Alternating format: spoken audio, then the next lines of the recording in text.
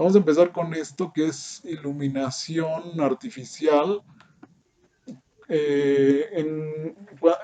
Cada vez es más frecuente que encontremos este tipo de, incluso de kits, pueden ser de hidroponía o no de hidroponía, sino simplemente algún gabinete que tenga, en el que pongamos luz artificial.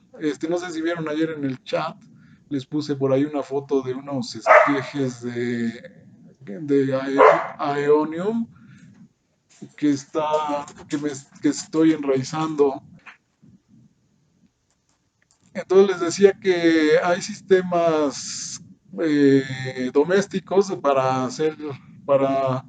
cultivar plantas en interiores que a veces pues nos está faltando ahí. Lo que nos falta pues es iluminación intensa, ¿no? Que necesitan a veces las plantas. Eh, Porque adentro, en los interiores pues la intensidad suele ser demasiado baja. Estos sistemas tampoco nos van a dar una iluminación igual a la iluminación solar. Por ejemplo, el sol al mediodía, ah, yo he medido 150.000 lux, la intensidad lumínica, ¿sí?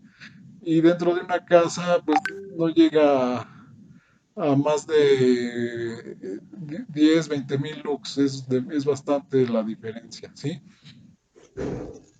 Y aquí, bueno, aquí vemos otra cuestión, aparte de la intensidad, una cuestión muy importante es las frecuencias en las que las longitudes de onda en las que la planta absorbe energía. Las plantas absorben energía por sus pigmentos, las clorofilas, las carotenos, ficocianinas, ficoeritrinas y cada una de ellas son específicas. De hecho tienen, por ejemplo, la clorofila, las dos clorofilas A y B, tienen en su molécula magnesio y bueno, necesitan para excitar el electrón, ahí hay un proceso de excitación, la luz excita el último electrón y lo cambia de órbita, y eso es lo que genera genera un cambio de energía que luego lo capta pues un sistema una especie de materiales que se oxidan y se reducen, que también tienen moléculas que tienen metales, ¿sí? Que van controlando el electrón que se fijó, van utilizando la energía para convertirla en ATP a final de cuentas. Bueno, entonces estas clorofilas tienen longitudes de onda específicas donde funciona, donde atrapan al electrón, ¿no? Eh, Estas clorofilas A y B alrededor de los 450 nanómetros y también alrededor de los 650 nanómetros, 680 por aquí, que serían las más importantes. Las ficoeritrinas o carotenos o ficocianinas capturan en comparación con las clorofilas bastante menos energía, ¿no? Entonces deberíamos tener en el espectro de la luz, pues preferentemente altas intensidades en estas zonas de 600 a 700 y de 400 a 500, ¿no? Acá, por ejemplo, el sol, aquí atrás, esto como sombreado, es eh, el espectro de emisión o el espectro que recibimos de la luz solar aquí en la Tierra. Está pues casi parejo, ¿no? En todo el espectro con una intensidad elevada. En este eje tendríamos la intensidad. Y bueno, los picos, donde encontramos los picos de absorción, estos son picos nada más de la clorofila B y la clorofila A, también estos. Y esta línea sería ya combinadas estos pigmentos de las plantas, ¿sí? Entonces, bueno, pues del sol pues nos da excelentes resultados en el crecimiento de plantas porque les da bastante intensidad en todos los puntos donde lo necesitan. En la iluminación artificial pues tendríamos que buscar iluminación que nos diera pues eso, buenas intensidades lumínicas en estas zonas, ¿no? De 600 a 700 y de 400 a 500 nanómetros. Aquí hay diferentes tipos de lámparas y el espectro de cada una de ellas. Este sería el espectro del sol, de la luz solar. Esta es una lámpara incandescente, una fluorescente, halógena, un LED blanco frío, un LED blanco cálido, ¿no? En general, pues las lámparas o están cargadas hacia una parte del espectro o dan muy poca intensidad en casi en todo el espectro, como esta fluorescente. Sí, las halógenas a lo mejor tienen un espectro un poquito más amplio que las incandescentes. Los LEDs, aquí hay una cuestión, los LEDs en realidad dan longitudes de onda muy específicas, cada LED de diferentes colores. Nada más que aquí tratan estos LEDs blancos, los tratan con fósforo para ampliar el espectro, ¿sí? Es ahí algún efecto óptico. Pero para desarrollo venden o se han desarrollado pues LEDs más bien que son compuestos, son lámparas, es un LED o es una lámpara más bien que está compuesta por 20 30 LEDs o más, 50 hay lámparas de muchísimos LEDs y le colocan LEDs que estén preferentemente en las zonas donde mayor absorción hay de energía para las plantas. Entonces, por ejemplo, en esta zona del violeta y los azules, pues una lámpara de 30 LEDs, a lo mejor le ponen 10 LEDs en esta zona de los azules, donde hay una absorción elevada de las clorofilas. Y también por acá en la parte de los rojos, incluso le ponen ultravioletas. No, los ultravioletas es del otro lado, infrarrojos, ¿no? Eh, en esta zona, pues también a lo mejor otros 10 LEDs son de esta zona de los rojos y ya los otros 10 LEDs pues distribuidos a lo largo del resto del espectro. Le ponen a esas lámparas incluso luz ultravioleta que nos ayuda a matar, a esterilizar la zona, digamos, porque mata células pequeñas de bacterias y de hongos sobre todo. Entonces también por eso le ponen estas, de este lado del ultravioleta, por ejemplo, ¿no?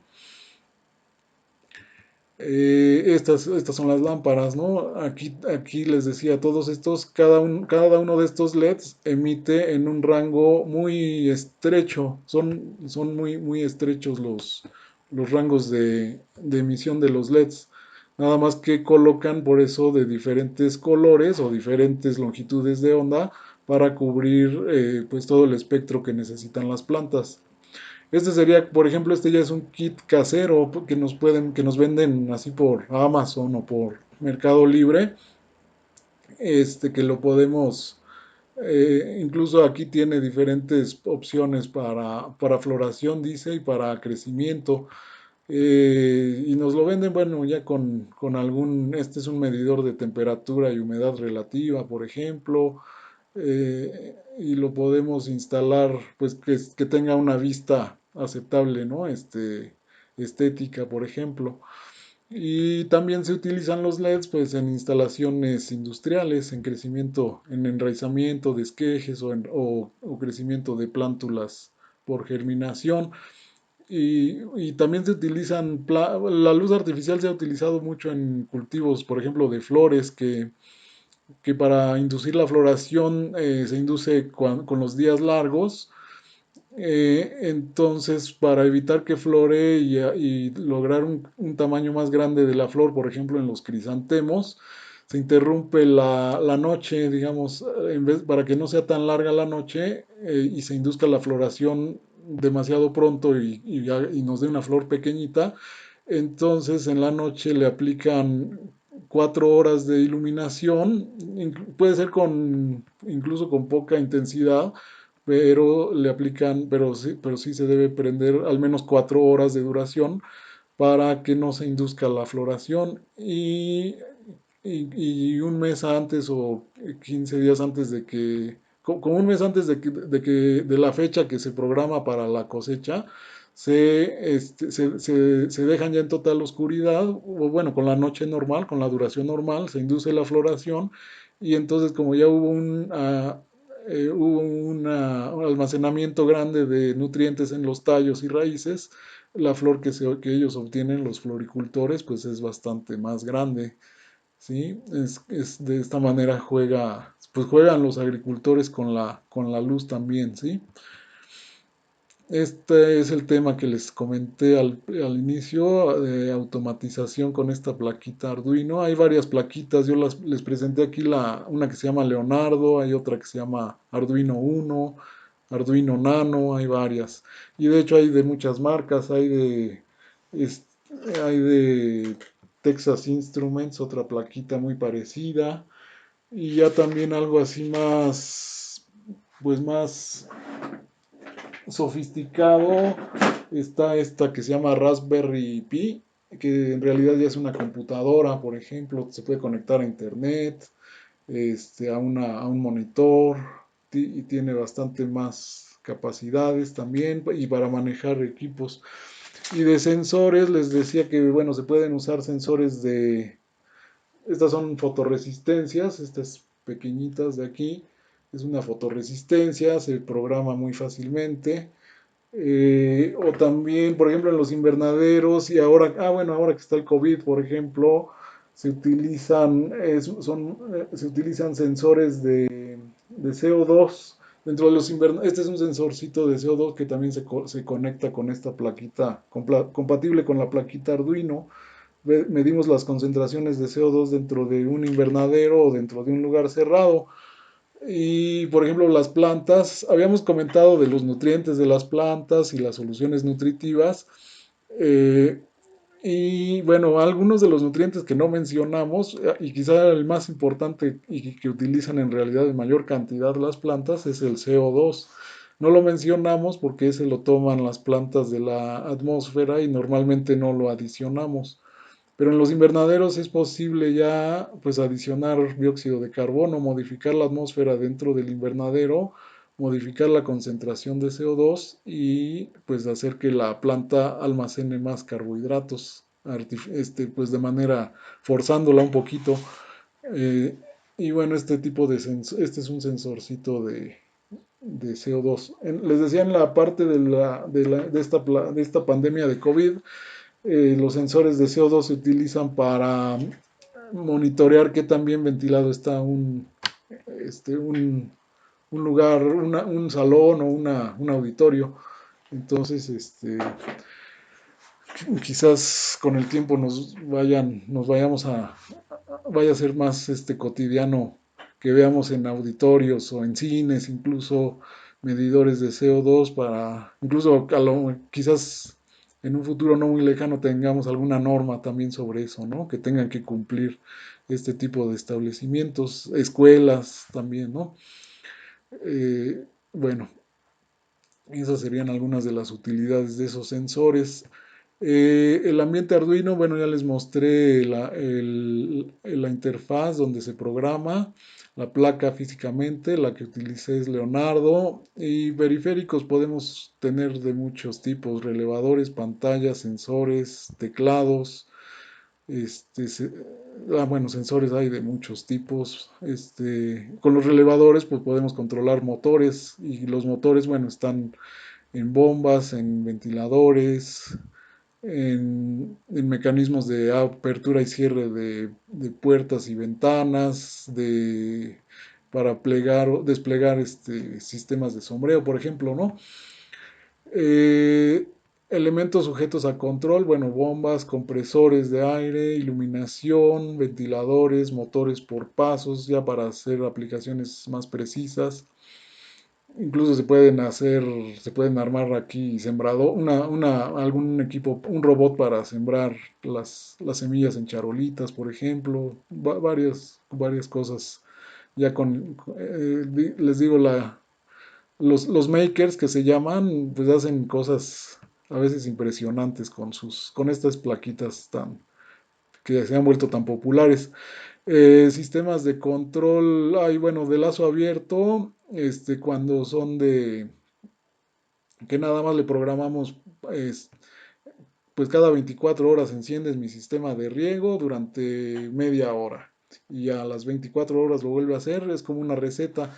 Y de lazo cerrado es cuando utilizamos sensores, entonces ahí ya le podemos dar instrucciones más como criterios. Si está nublado, pues hace el riego mejor, en vez de darle un riego de 30 minutos, le das el riego de 5 o de 10 minutos, ¿sí?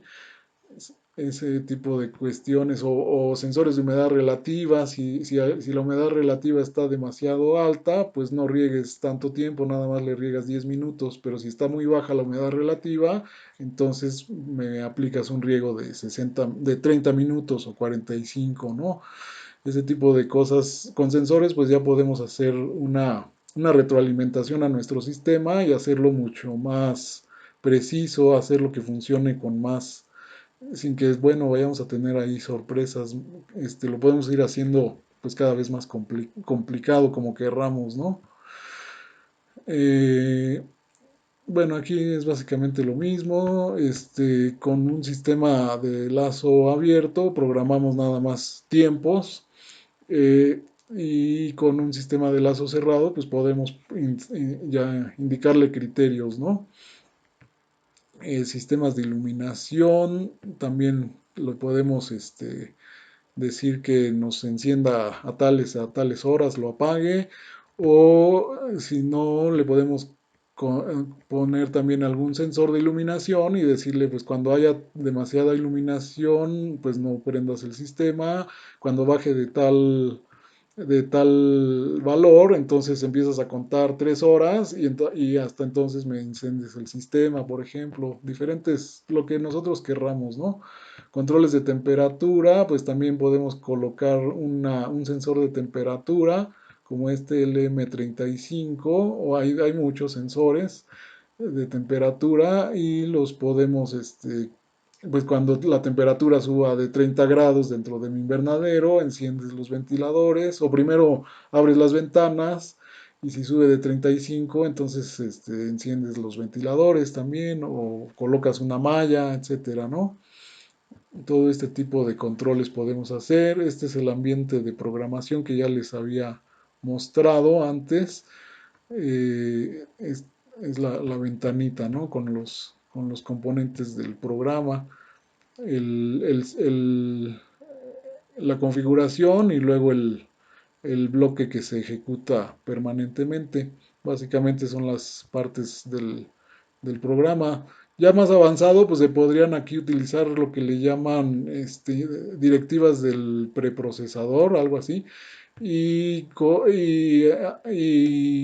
programar funciones aquí en la parte inicial del programa. También se pueden hacer funciones normales, como se hacen en C++, pero como también tenemos limitación en la capacidad de memoria de este procesador, entonces podemos, ahí también, ahí podemos usar ese tipo de técnicas para meterle programas más largos a la plaquita, ¿sí? Al, al, al circuito integrado programable.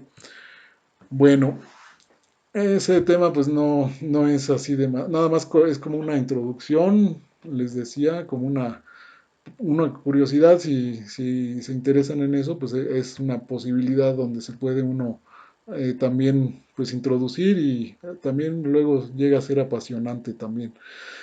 En la propagación habíamos comentado que pues tenemos que iniciar nuestros cultivos pues con plántulas, es el paso inicial, el paso inicial del proceso, y las plantas las podemos obtener de básicamente dos maneras: propagación por semillas o por enraizamiento de esquejes, ¿sí? De eso, pues como ya habíamos hablado, vamos a pasarlo también un poquito rápido.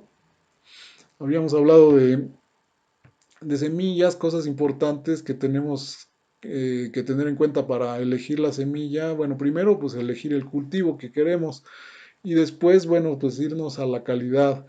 La calidad de la semilla está dada por el porcentaje de germinación. Este tiempo de, el porcentaje de germinación también depende mucho de la antigüedad de la semilla. Entonces, el tiempo desde que se cosecharon las semillas es importante.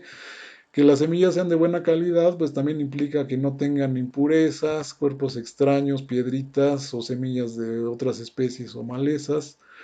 Es importante, les decía, en varias ocasiones habíamos comentado de la variedad, de la genética, ¿sí?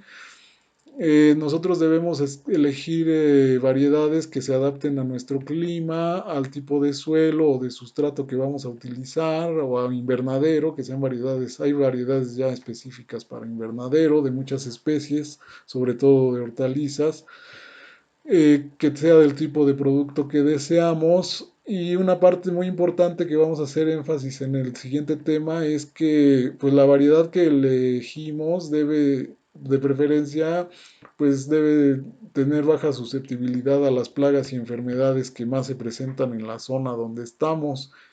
Entonces, este es un mecanismo de hecho importante en lo que le llamamos control integrado de plagas, ¿sí? La genética juega un papel importante.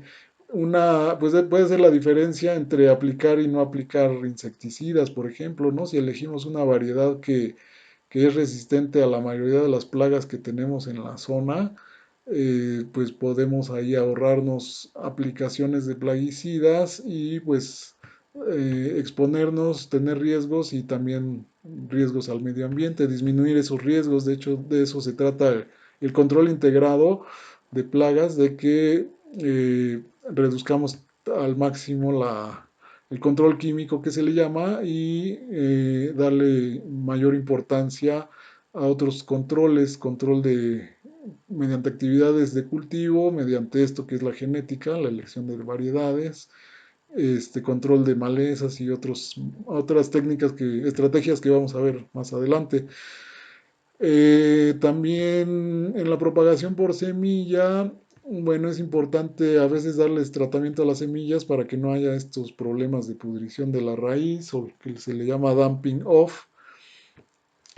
Eh, o darles ya sea darles un tratamiento o también seleccionar variedades que sean resistentes a esto. Y también les decía, pues los sustratos juegan un papel importante. Un sustrato pasteurizado nos va a garantizar que no tengamos este tipo de problemas, ¿sí? Tipos de semillas, tenemos vivas y secas. Entre las vivas, las de los cítricos, aguacates a veces, también cuando están recién este, algunas hay que sembrarlas verdes. Y ahí les comentaba el caso, en el chayote la semilla es el propio fruto y se siembra pues cuando está verde, no se seca, no se debe dejar secar. Y bueno, a las semillas también a veces les daremos algún pretratamiento. Las semillas nosotros pues de preferencia pues las compramos ya listas para sembrar y vienen a veces tratadas con algún fungicida para evitar esto, el dumping off o la pudrición de la raíz de la plántula. Y a veces pues algún insecticida también para evitar algunos vectores. Por ejemplo, ahorita creo que las semillas de pimiento las tratan para evitar que crezcan, que las ataquen los trips desde las primeras etapas. Tratan de evitar la presencia de algunas plagas porque son portadoras de virus, son vectores de virus. Y bueno, este pretratamiento también puede ser aparte de fungicidas, con insecticidas también, o semillas de difícil germinación como las leguminosas, ¿sabes? Del paraíso, que tienen testas muy duras, pues se remojan con detergentes o con ácidos o simplemente hidratación prolongada, ¿sí?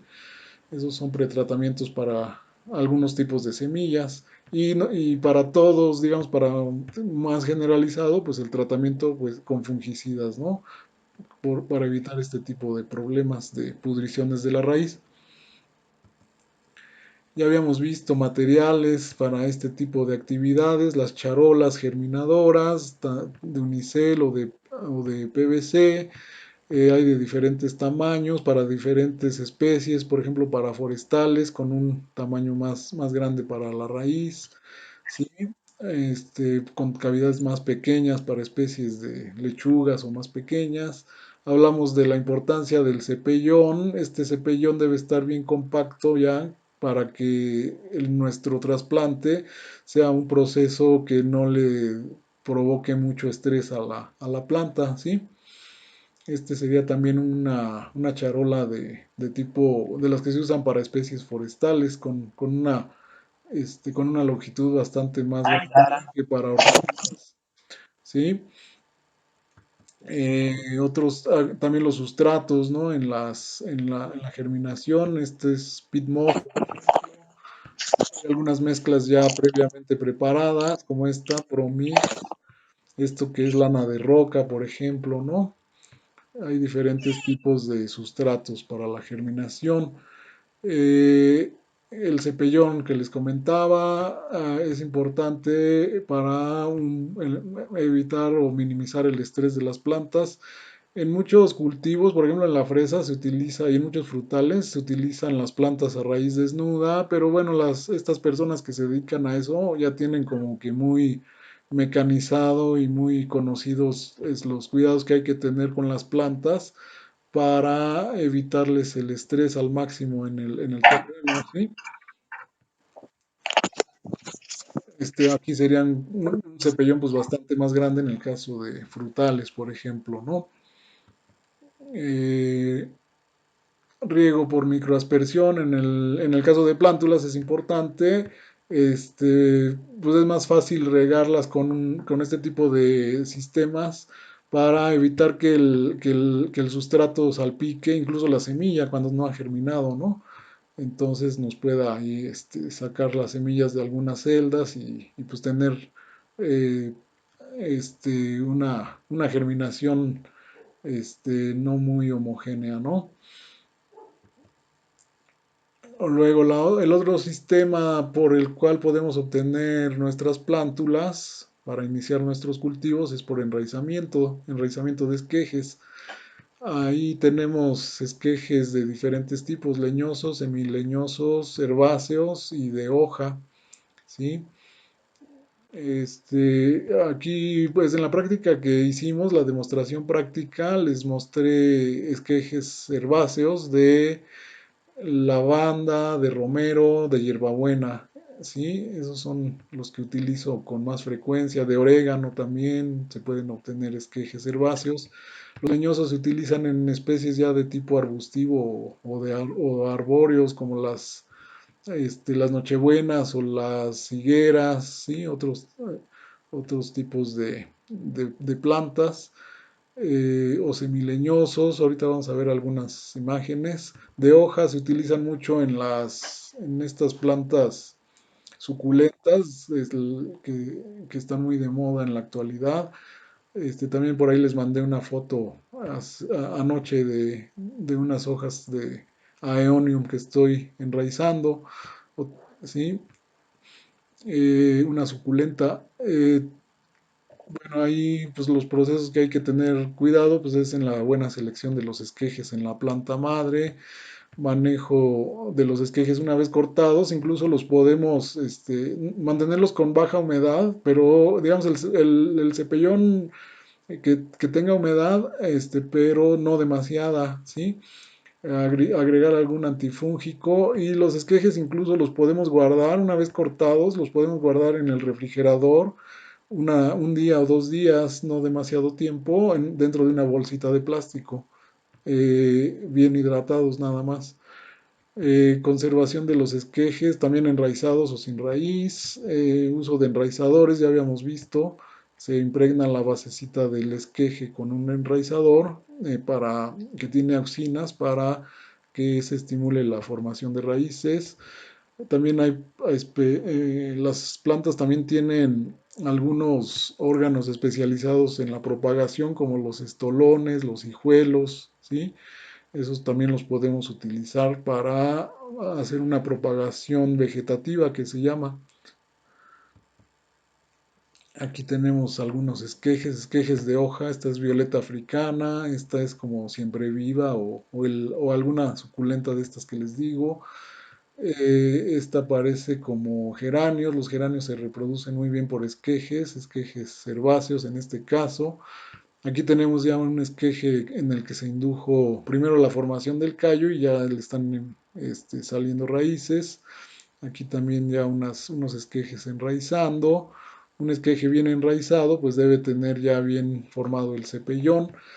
Aquí tenemos esquejes de esta romero, esquejes herbáceos, ¿sí? Se están preparando y el producto enraizador es un esqueje leñoso, en este caso esqueje de higuera, ¿no? También el manejo de la planta madre es importante. La planta madre debe estar muy bien nutrida, bastante vigorosa. Para que esté bien vigorosa, pues debe estar bien nutrida y con mucho sol, mucha intensidad de luz. Aquí es hierbabuena, esta es romero, estas son planta madre de Nochebuena, esas se manejan en maceta incluso. Esta es planta madre de higuera con su sistema de riego por goteo. Esta es lavanda en cultivo. Esta es la fresa se colocan las plantas ya inducidas para la formación de estolones y después los estolones que van emergiendo de estas plantas van a llenar al final todo este camellón que se ve aquí, ¿sí? En el caso de rosas también se utiliza, por ejemplo, esta rosa canina que enraiza bastante bien, es una rosa criolla, se enraizan estacas o esquejes y ya posteriormente se injertan con la variedad comercial, ¿sí? Estos son los estolones, por ejemplo, en la hierbabuena se presentan los estolones, en la fresa, este es el esquema, y estos son estolones de fresa ya formando aquí la raíz. Otras plantas que forman estolones también, este es el estolón de la fresa, también el trébol también forma estolones, el trébol blanco que se utiliza como forraje, ¿sí? Son estructuras especializadas que forman las plantas para propagarse. También sobre la injertación, bueno, hice esta pequeña serie de fotos. Aquí está el material que se utilizaría en este caso es un injerto de tejocote. Aquí tengo lo que se llama la púa y este sería el portainjerto, la parte que va a aportar, digamos, la raíz. Y la púa nos va a dar la parte del follaje y el fruto. Necesitamos, bueno, una navaja bien afilada. Les decía que en la cuestión de preparar esquejes y también en el injerto, la navaja debe estar bien afilada para hacer cortes finos, que no desgarremos el tejido. Una cinta para proteger de la deshidratación la herida después. Bueno, tijeras, una brochita aquí para humedecer un poquito la herida después de hacerla. Las tijeras, bueno, para obtener la púa, por ejemplo, ¿no? Aquí se hace la incisión en el tallo, después se prepara la púa, también se corta como en punta. Aquí con las tijeras, con ayuda de las tijeras también le emparejé la base. Y luego lo que hay que hacer, habíamos mencionado el tejido que se llama cambium vascular en el enraizamiento de esquejes. El cambium vascular está inmediatamente debajo de la corteza, entonces tenemos que hacer coincidir el cambio vascular de la púa con el cambium vascular del patrón o del portainjertos. Digamos que ese es el secreto del injerto es ese, hacer coincidir esos dos tejidos, porque cuando empiece a formarse callo de este lado y callo de este lado, se van a unir y eso es lo que nos va a dar la cicatrización y la unión de haces vasculares, que es lo que hace que un injerto tenga éxito, ¿sí?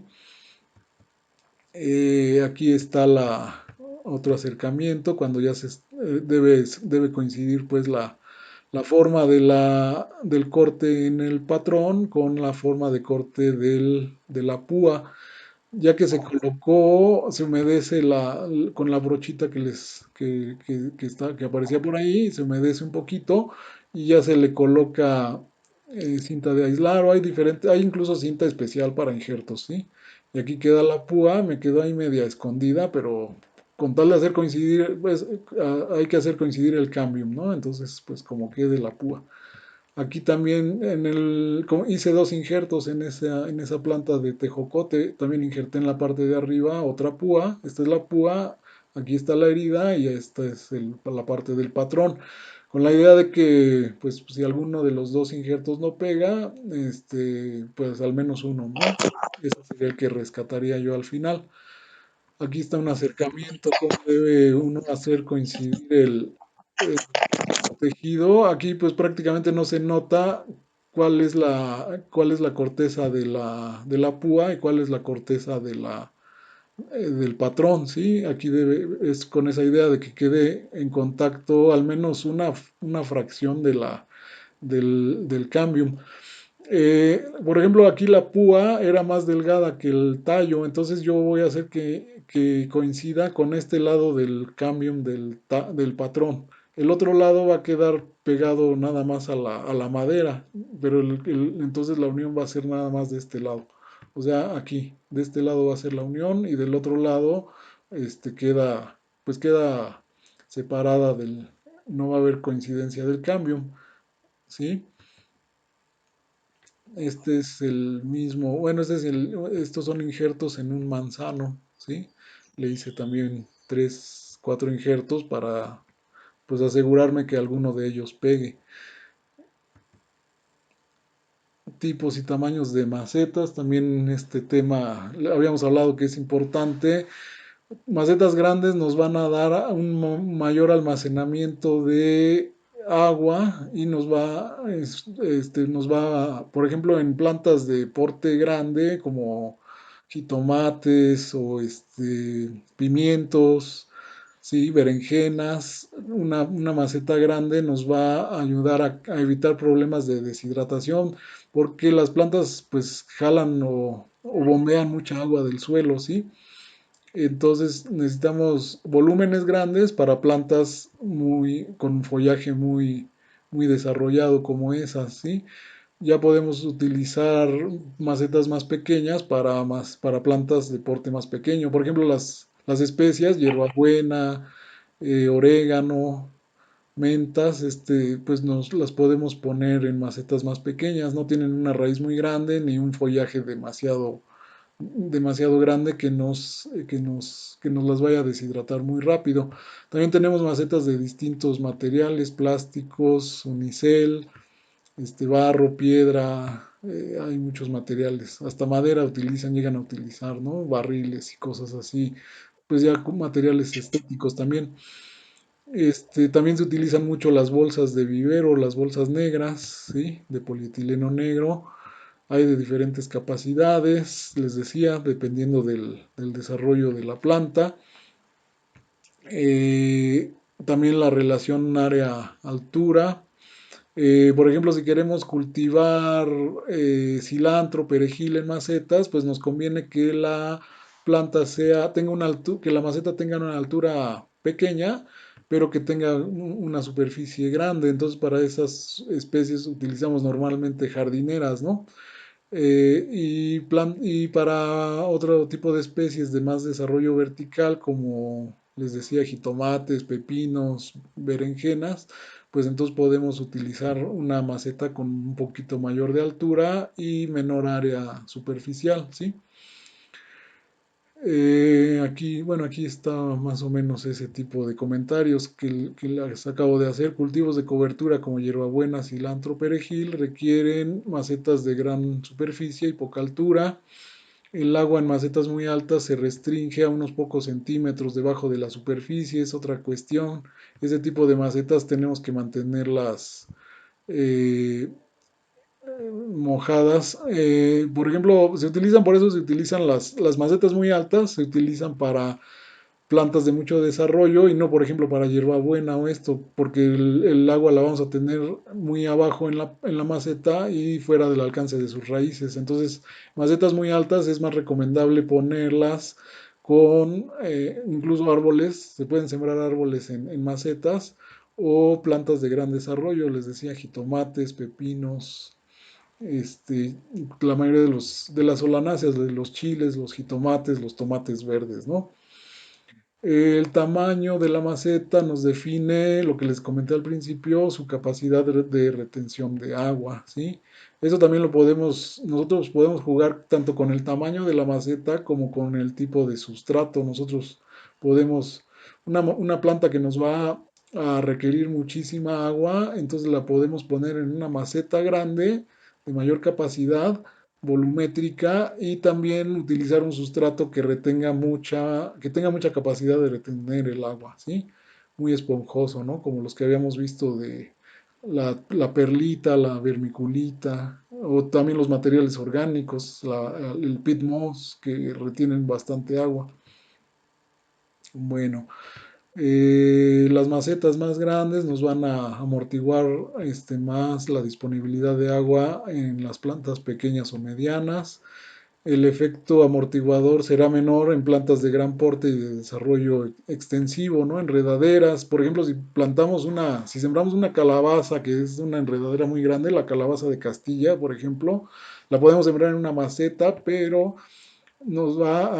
cuando ya crezca, nos va a exigir que la reguemos no una vez, sino incluso 2 o 3 veces al día, ¿sí? Entonces le tendremos que poner una maceta muy grande y ya de preferencia. Ahí es donde veríamos, por ejemplo, ya la conveniencia de automatizar un sistema de riego, por ejemplo, ¿no? Si tenemos macetas con plantas de este tipo, pues entonces ya nos convendría, ya estaríamos pensando más en un sistema de riego que nos pueda auxiliar en este tipo de actividades como el riego, ¿no? Por eso les presenté esa parte de automatización, porque sí, hay algunos cultivos que pues sí nos llegan a demandar, por ejemplo, mucha agua y si las queremos poner en macetas, pues ya los sistemas automatizados nos pueden ayudar, ¿no? Bueno, estos son lo mismo, ¿no? Plantas de porte bajo se siembran o trasplantan para su cultivo en macetas de poco volumen, y aquí algunos ejemplos. Macetas de 1 a 5 litros para estas especies, ¿no? Rábano, cilantro, perejil, cebolla. Plantas de porte mediano las sembramos o las trasplantamos para su cultivo en macetas medianas y serían plantas que no nos van a requerir demasiada agua, pero intermedias, digamos, apio, romero, hierbabuena, zanahoria. Y esas las podemos plantar en macetas de 5 a 10 litros. Plantas de porte alto o gran desarrollo de follaje, como la calabaza de Castilla que les mencioné, pues se trasplantan en macetas bastante más grandes o se siembran directo. Jitomate, tomate verde, pepino, calabacita, pues también en macetas grandes de 10 a 30 litros. Esas plantas van a extraer bastante agua del suelo. Y plantas de porte muy grande o desarrollo extenso se trasplantan en macetas extra grandes, ¿no? Incluso de más de 50 litros. Aquí como ejemplo les puse estos de plantas muy grandes que van a extraer mucha agua. La calabaza de Castilla, el chayote o los frutales, sembrarlas en macetas pues mayores de 30 litros, ¿sí? Aquí está un cultivo, por ejemplo, de arándanos, ¿sí? Los siembran en macetas, tienen su sistema de riego, están dentro de un invernadero, su sistema de sombreo, por ejemplo, ¿no? En la actualidad México ya se ha convertido en un exportador de este tipo de fruta, fresas y arándanos, este tipo. Y les hablaba de sustratos, por ejemplo es el peat moss, es conveniente, se las pongo esta imagen como ejemplo de que no, este tipo de presentación no es muy conveniente. El pit moss también lo venden en pacas, y es mejor comprarlo en pacas que traen un pie cúbico y en litros eso se traduce arriba de 150 litros. Y estas bolsas, por ejemplo, que no viene compactado el pit moss, apenas trae 10 litros, ¿sí? Una paca nos puede costar menos de 500 pesos, 450, y les digo, trae 150 litros, entonces no hay comparación en el precio ya por litro, ¿no? Esto, por ejemplo, una mezcla ya de tierra ya preparada con algún material orgánico, con algún material del tipo perlita y con alguna arcilla, ¿sí? Estos ya vienen preparados y vienen pasteurizados. Otros sustratos estos serían pues para starters, ¿no? Para propagación, para semillas y esquejes. Ya para hidroponía, bueno, tesontles, también se consiguen bueno, se consiguen en las tiendas de materiales, pero pues también en el Home Depot o algunas tiendas de departamentos, ¿no? Supermercados. Tesontle rojo, la tierra negra, este tipo de presentación es la que deberíamos usar, digo, en el caso de usarla para propagar, porque estos materiales normalmente ya vienen pasteurizados, ¿sí? Fertilizantes, sulfato de amonio es muy útil, muy soluble en hidroponía, por ejemplo. Este también es muy soluble, fertilizante para orquídeas. Este es el enraizador que utilizamos con auxinas para enraizar nuestros esquejes, ¿sí? Plaguicidas por aquí, bueno, esta presentación normalmente trae el insecticida piretroide, este es el H24 Casa y Jardín, está formulado con insecticida piretroide y nos va a servir para la mayoría de las plagas que vamos a ver pues ya en la próxima clase, ¿sí? Este de aquí es otro insecticida, creo que por adelante viene, también de efecto sistémico, ahorita les digo el nombre, se me fue, perdón. Este se aplica al suelo y tiene efecto sistémico, es decir, que se transporta a través del sistema vascular de la planta, ¿sí? Y bueno, ya vamos a empezar con el tema de plagas y enfermedades.